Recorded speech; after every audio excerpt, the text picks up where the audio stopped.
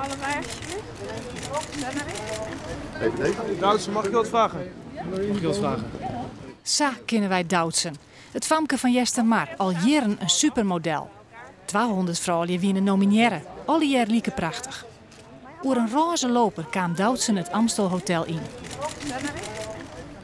Ik zuske Rens Kroes wie nomineren voor een prijs voor haar boek over powerfood. Waar wit dat ik win? Ik weet het net. Ja. We hebben genomineerd. Voor de health categorie.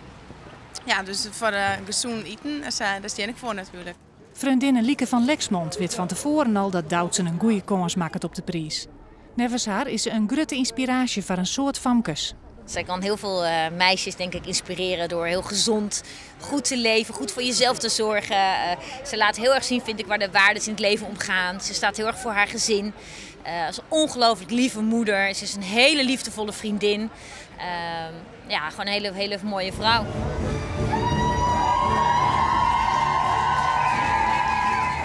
Ja, heel bijzonder. Ik vind het heel bijzonder om dit in Nederland te ontvangen.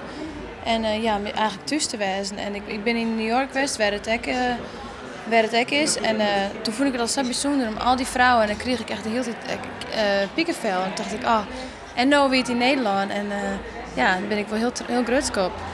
En die Suske kreeg ik nog een mooie prijs en mocht hem zelfs uitreiken. Hoe wie dat? Ik vond het heel bijzonder dat ik het aan haar uitreiken mocht. En ja, we waren er alle twee heel emotioneel van.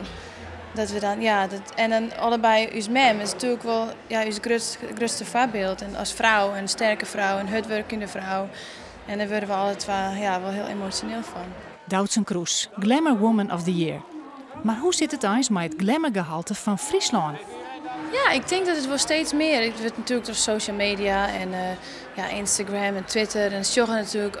Shot iedereen hoe het in de rest van de wereld gaat. En ik denk ja, dat je sowieso het beeld, sjoggen het strittenbeeld is heel wat ontverloren. De meesten steeds meer aandacht aan hun uiterlijk. Dus we hebben hier vroeger nooit een manicure of een pedicure, maar dat doet ze nou echt. En dat haar hier soms feunen. En dat vind ik eigenlijk heel leuk om te zien. Dat je wel, ja, dat je dat wil vieren met je uiterlijk en dat je daarmee pronkje met je. En dat vind ik eigenlijk wel heel leuk dat vrouwen dat steeds meer doen en ook in Friesland.